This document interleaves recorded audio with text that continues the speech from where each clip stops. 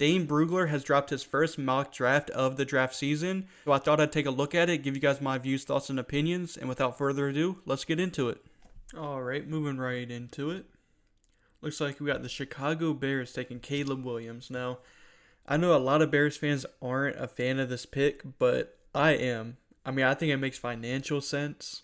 You could trade Justin Fields for, say, a second, maybe even a first round pick. Draft Caleb Williams, because I think Caleb Williams' upside is better than Justin Fields. I think Caleb Williams in year 3 is better than what Justin Fields in year 3 is right now. And I don't understand how people don't see that. You also get Caleb Williams for the next 5 years as opposed to Justin Fields, who's close to being up for a contract, and he is going to get paid a pretty penny once he does come up for that contract. So I think it makes financial sense. I don't think the Bears are in any position to win now, so I think you should just restart at the quarterback position and draft Caleb Williams, who's a really, really good quarterback prospect who gets way too much hate, in my opinion. Moving on, we got the Arizona Cardinals taking Marvin Harrison Jr. I like this pick as well.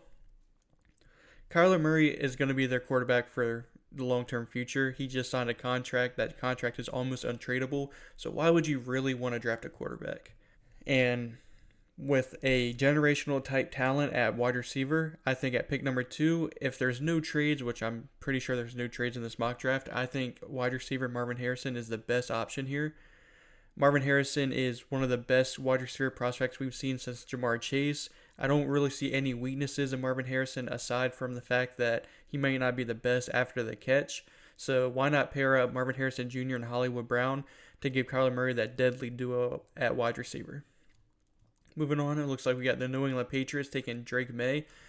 I think it's very, very clear that the quarterback of the future is not on the Patriots roster right now. Mac Jones is very clearly not it, and the chances that Bailey Zappi has gotten so far this season, you can tell that he's clearly not the option. So I think the only real answer is to pick a quarterback at this number 3 spot. And if Drake May, who is also a really good quarterback prospect, I think he's kind of closed the gap between him and Caleb Williams quite a bit. So I don't think that you could go any other position besides quarterback if you're the Patriots, especially if a guy like Drake May is still on the board. Moving on to number 4, we got the Chicago Bears again picking Joe Alt. Okay, ahead of Olu Fashanu. I kind of have them as my 1A, 1B. I am a little bit higher on Olu Fashanu, but that doesn't mean I don't think Joe Alt is a very, very good offensive tackle. I think it just depends on what you're looking for. I think that starting their rookie seasons, I think Joe Alt might be a little bit better, but I think the potential with Olu Fashanu's a bit better than Joe Alt just because of the athleticism traits. So I guess it really all depends. And another thing is you got to think of is Braxton Jones has been playing really good. Now you could trade him as well and get what you can get from him, maybe a 3rd, 4th round pick. But Joe Alt is a really, really solid prospect.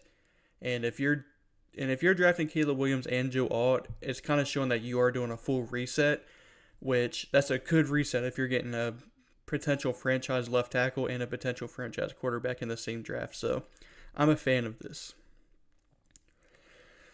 Moving on, we got the Washington Commanders taking Olu Fashanu, the offensive tackle out of Penn State. I just spoke on him. I do think in 5 years he's going to be a better player than Joe Alt. But if you're looking for a better player right now, I do think Joe Alt is going to be the guy for you. But I think both can be potential franchise left tackles for a franchise for the next 10 years. Moving on, we got the Giants, my favorite team, taking Malik Nabers, the wide receiver out of LSU. And I think this is a tricky spot for the Giants. I think they would obviously want either a Caleb Williams or Drake May, despite what Joe Sheen said in the press conferences. I think if one of them two are on the board when they're picking, I think it's a no-brainer. I also think if either Joe Alt or Olu Fashanu's on the board, I think they take one of them two and then kick Evan Neal into guard. But since all 4 of those players are off the board, I think their biggest need is wide receiver because I don't really see them taking the 3rd quarterback on the board at 6. Whether you think that's Michael Penix, Bo Nix, Jayden Daniels, I just can't see one of those 3 guys going off the board this early. So I do think Malik Nabers is the 2nd best receiver, and I think the Giants are desperate for wide receiver talent. So pairing up Malik Nabers alongside with Jalen Hyatt and Wan'Dale Robinson, I think that's a really solid young trio at receiver for the Giants. So I am a fan of that pick. Moving on, we got the Tampa Bay Buccaneers. Okay, taking the third quarterback off the board and Jayden Daniels. Now, that is a pretty interesting pick. Jayden Daniels is most likely going to win the Heisman. He's had a fantastic season. I'm not taking anything away from him. But a top 10 pick, I'm not there on him quite yet. I think the traits are there. I think he's a great dual threat quarterback. I think he's improved his passing skills a lot this season. So I do like Jayden Daniels. I do think he's a first round quarterback. Maybe the back end of the first round is where I'd like to take him. I do have guys like Bo Nix and probably even Michael Penix a bit ahead of him as of right now. But it's clear that Baker Mayfield's not the answer. In Tampa Bay, he's kind of like a bridge quarterback. And if you're going to pick a quarterback, I guess Jayden Daniels is the guy. I'm not too much of a fan, but I do think they need to get a quarterback. Moving on to number 8, we got the Jets taking Brock Bowers. Okay, everyone and their mom is taking a offensive tackle, typically the third offensive tackle off the board at number 8 to the Jets. Maybe like an Amarius Mims. I've seen even a Tyler Guyton, a J.C. Latham, guys like that. But I think this is a very obvious offensive pick. And if it's not going to be offensive tackle, I think getting Aaron Rodgers a weapon is the next best thing you can do. And Brock Bowers is just that. He's the best tight end prospect since Kyle Pitts. Now, I'm not saying he is Kyle Pitts because we've known how Kyle Pitts has turned out in the league, whether it's his fault or Arthur Smith's fault, but that's besides the point. I think Brock Bowers is an all-around solid tight end. He can block, he can run routes, he can do things after the catch. I think he's an all-around great weapon for Aaron Rodgers, and I think Aaron Rodgers would love to have him. So if it's not offensive tackle, I do like the pick right here. Moving on to number 9, we got the Chargers taking J.C. Latham, the offensive tackle out of Alabama. And I think he's a really solid offensive tackle. I don't think he's in the same tier as Joe Alt or Olufashanu. I think he's in a tier right below it. But he's just a massive guy. And I assume with the Chargers picking J.C. Latham, they're going to kick him to right tackle to kind of replace Trey Pipkins, who's playing. He's not been great, but he's also not been terrible. But I think that the Chargers are kind of on a downward spiral, and I think taking an offensive tackle to protect Justin Herbert is probably the best option, especially if you're picking at 9, which is probably not where they expected to be picking. It's a bit early. They were, projected to be a playoff team, so I think if you're picking this early, my favorite pick is to pick Brock Bowers for them at 9, but if he got picked at 8, I think offensive tackle is a solid option. Moving on to number 10, we got the Titans taking Dallas Turner. I think it's pretty obvious that they're going to give Will Levis a shot next season. I think he's earned it, obviously. So I don't see them taking a quarterback, even if a guy like Jayden Daniels is still on the board. I think Will Levis is their guy, at least going forward to next season. So I do think that they need to get some pass rush help. Really, on that defensive line, the only guy that's been productive is Jeffrey Simmons, and really he's just an interior guy.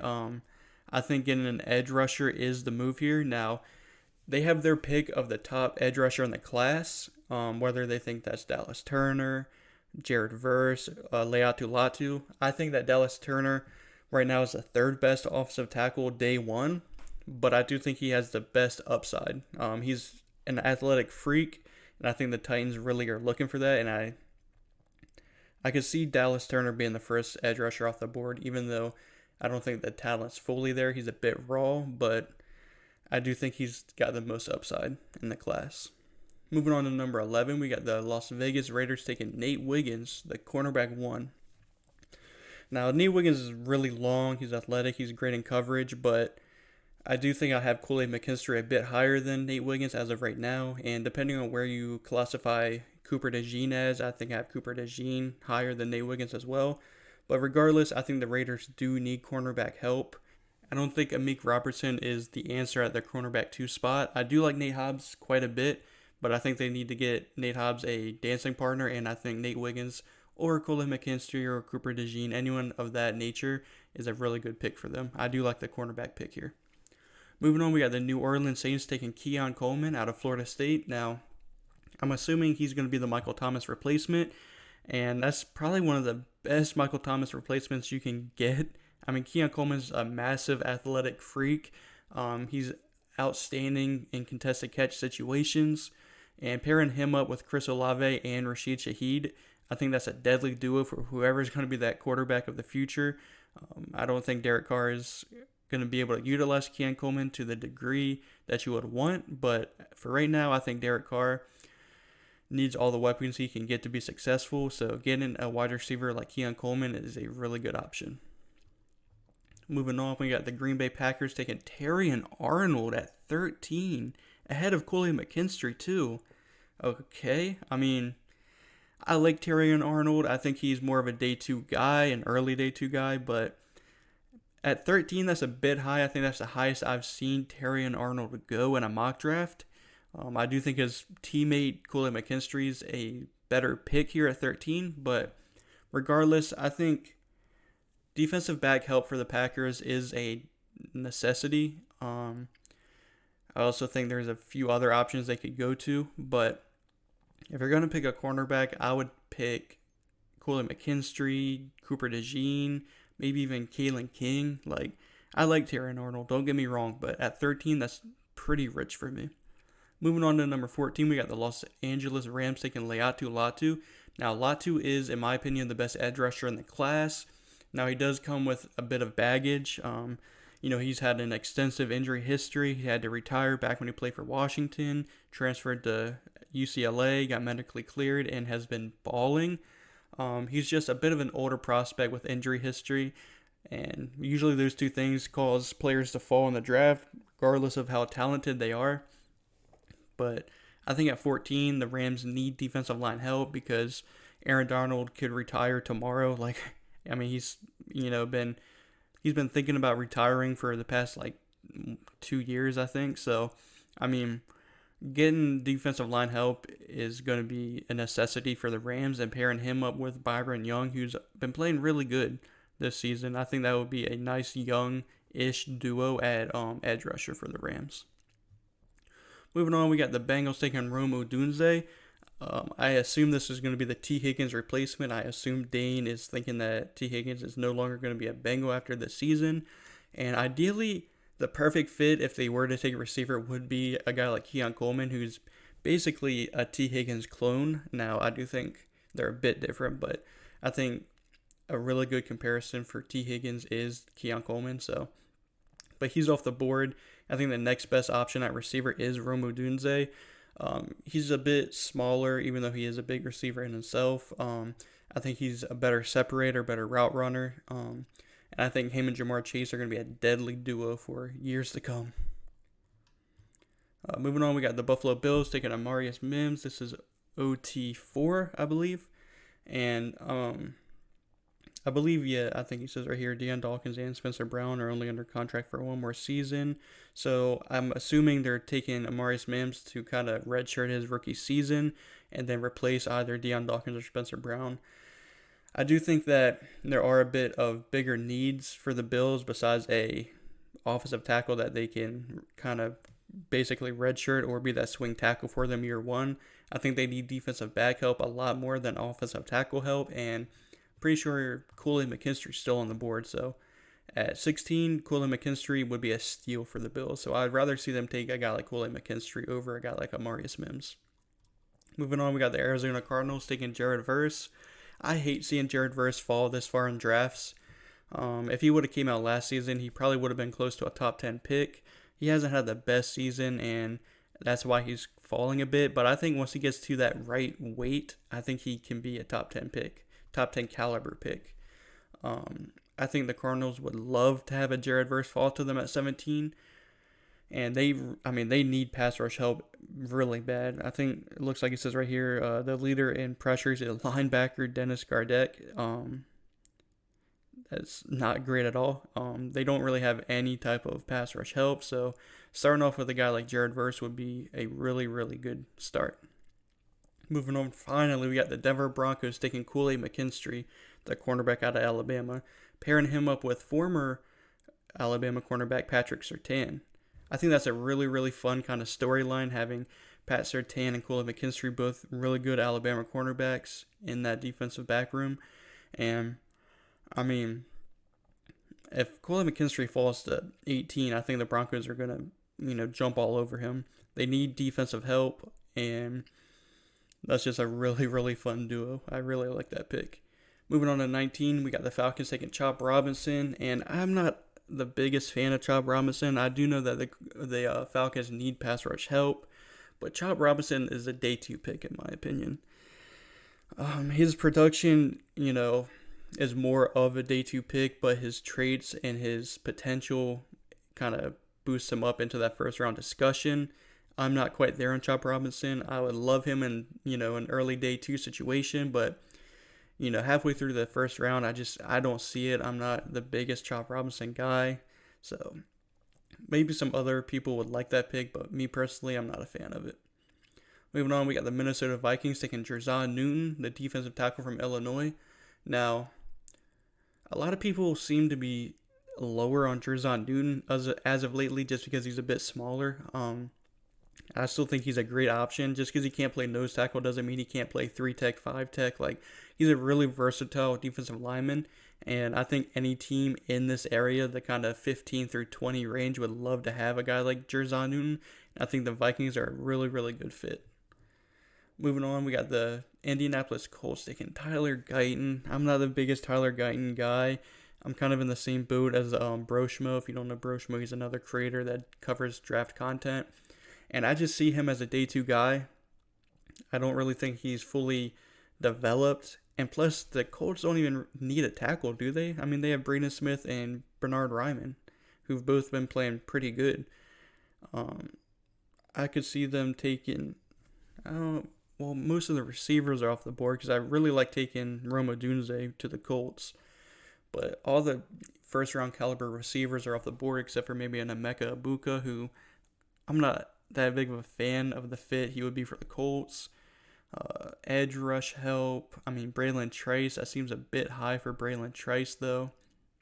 I don't know. This is a bit of a difficult situation for the Colts, now that I think about it. This would be a really good trade down option if that was, available to them.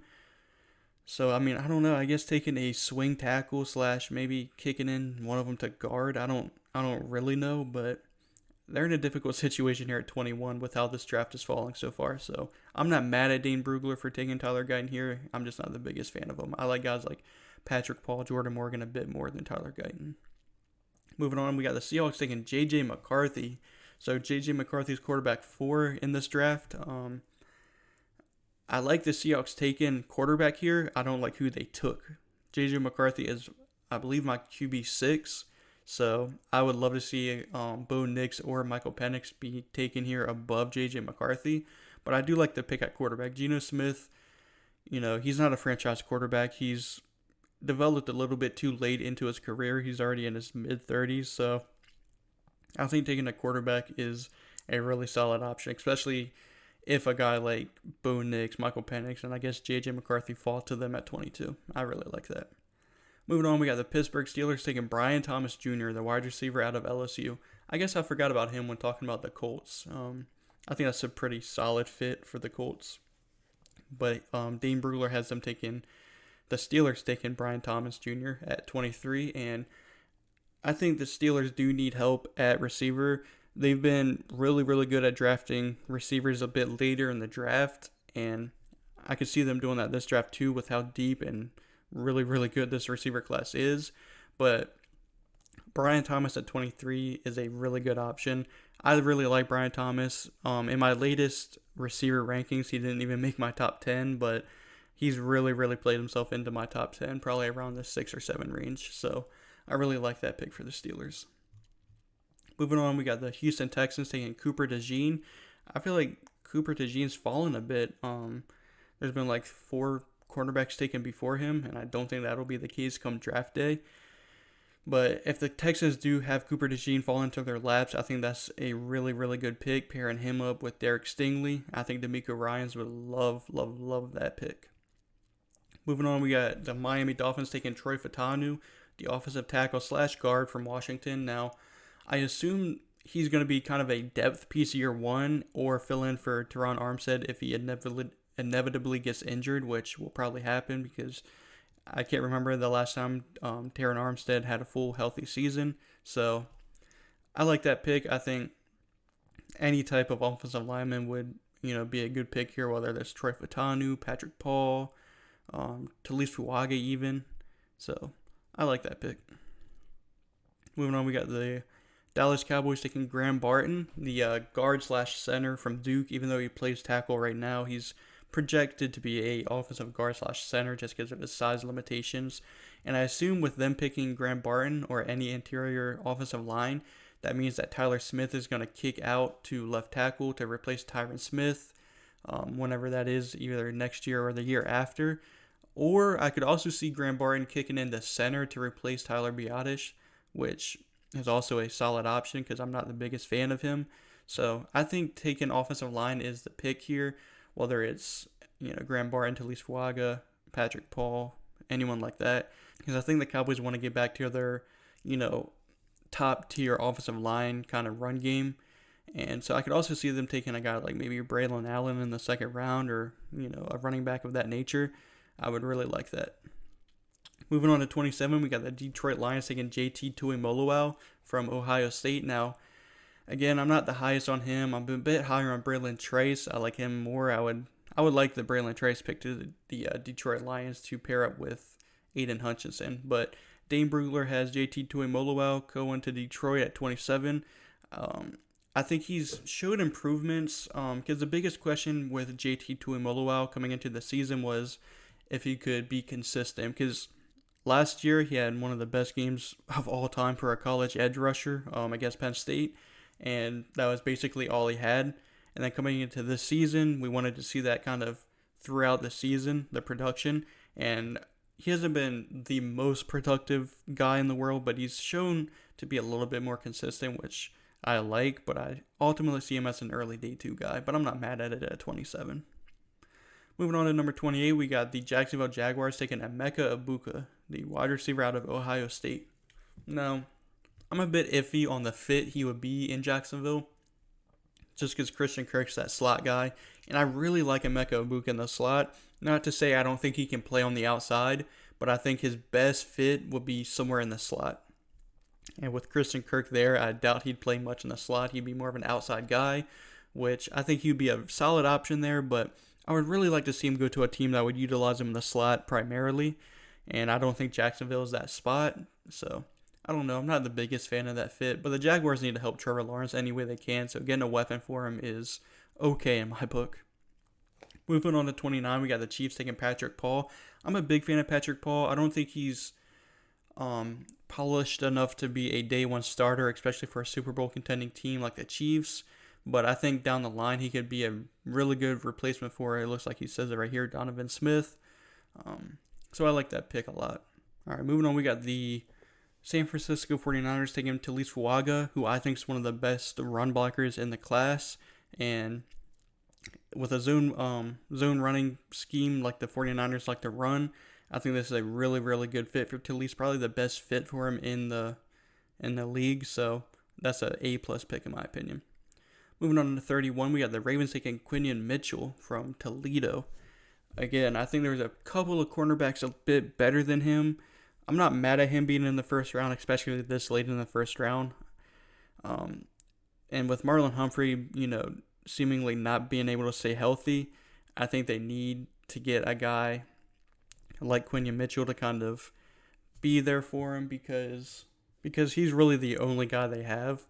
I mean, if Quinion Mitchell does get drafted to the Ravens, he'd be probably a day 1 starter because unless they pick up someone in free agency, I don't think that Brandon Stevens is going to be a really solid cornerback 2 or like a guy like Ronald Dormy, Rocky Sin. Like, none of those guys scream cornerback 2 for a team. So I think getting a young, athletic cornerback like Quinion Mitchell would be a really, really good option for the Ravens. Moving on, we got the last pick being the Eagles taking Kingsley Suamataia from BYU. I assume this is going to be the Lane Johnson replacement in a couple of years, and the Eagles love drafting offensive linemen and kind of mentoring them for a year or two and then getting them to replace a starter. So I think having him learn behind Lane Johnson would be a really, really good thing for Kingsley Suamataia. And, I mean, the Eagles develop offensive linemen like it's clockwork. So if they draft any offensive lineman, I'm going to be confident that they're going to be solid starters in the league one day. So any offensive lineman I like for the Eagles at 32. And then, is this a round 2 mock draft? Or are they just doing teams? Yeah, I think they're doing the 2 teams that don't have a first round pick. So we got the Panthers taking Jordan Morgan. I'm a really big fan of him. I think he is a first round talent. So with the Panthers taking him, this would be the first pick in the second round.